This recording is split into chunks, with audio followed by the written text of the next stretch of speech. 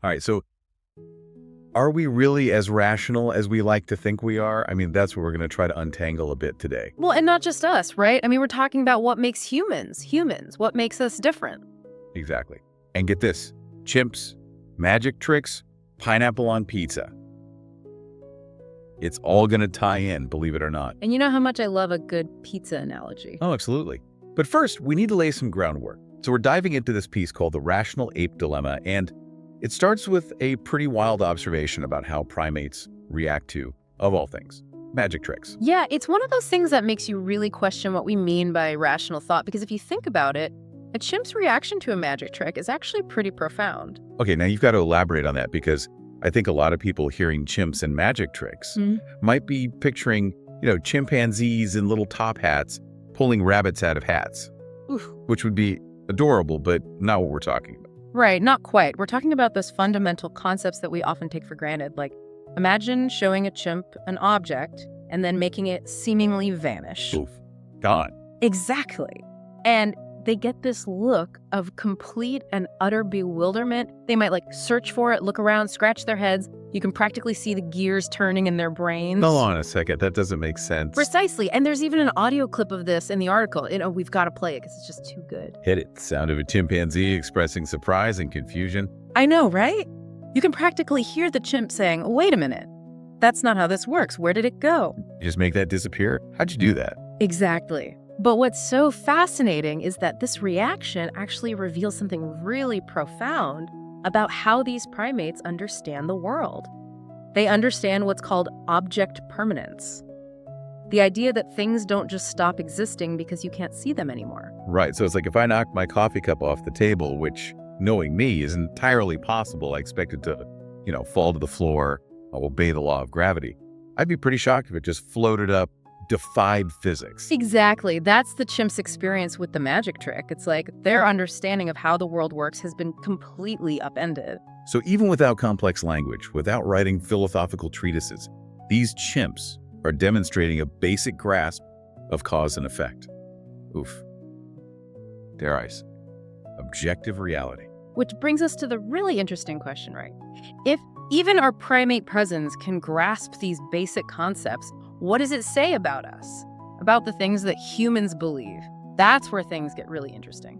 So we're talking about what makes us different from chimps. And I have a feeling this is where that whole atheistic naturalism thing comes into play. Yeah, you got it. And it's one of those terms that sounds really complicated, but it's actually a pretty straightforward idea. Basically, it's the idea that everything that exists can be explained by natural laws and processes, like the stuff of science. No need to bring in any supernatural beings or forces. So no divine creator, no mystical energies, just like physics, chemistry, biology. That's it. Exactly.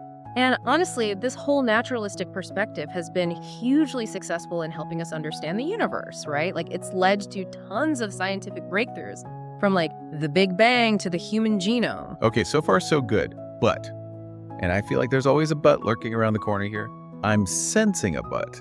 The article seems to suggest that this atheistic naturalism thing hits a bit of a snag when we start talking about those uniquely human things, those big questions even the smartest chimp doesn't seem too bothered with. That's the dilemma, right?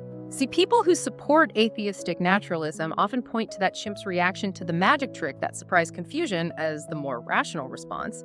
After all, chimps aren't inventing gods or spirits to explain the disappearing object. Right, they're just like, whoa, what just happened? Yeah. It's almost like a pure form of logic. Right.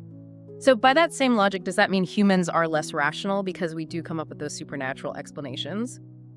Is it because we're wired to look for meaning, purpose, even when there's no obvious scientific answer? It's like we can't help it. We're always searching for something beyond the physical world. Mm-hmm. But where does that leave concepts like dot morality? Humans have this sense of right and wrong, good and evil. We have ethical codes, laws, religions, all sorts of systems trying to define and enforce moral behavior. I'm guessing chimps aren't exactly debating the finer points of Kantian ethics over their bananas. Definitely not. Which leads us right back to the atheist dilemma. If the most rational way to react to the unknown is with purely what we can observe and measure, like the chimp, what does that say about all those other uniquely human things that don't fit neatly into that box, like morality? That's a big one. Whoa, okay. So you're saying if we dismiss the idea of religious belief as irrational because we can't scientifically prove it, then logically, do we have to throw out our sense of morality too? Because we can't exactly measure that either. That feels like a slippery slope. It's definitely a tricky dilemma.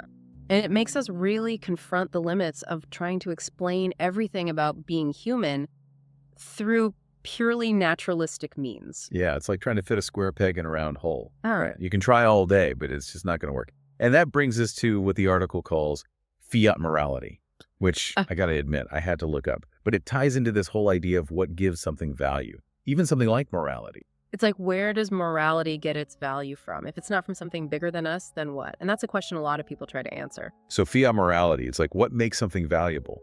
And how do we know if our values are, well, valid? I mean, if it's not coming from some kind of external source. It's a really interesting question, and the article uses this analogy of fiat currency. So think about it this way, like a dollar bill, it's just a piece of paper, right? It doesn't have any inherent value on its own. Yeah, it's not like it's made of gold or something. Exactly. Its value comes from us, from our collective belief that it's worth something. We all agree that it has value, so it does, at least for now. So it's like we're all just kind of trusting that it means something. Exactly. Which brings us back to morality.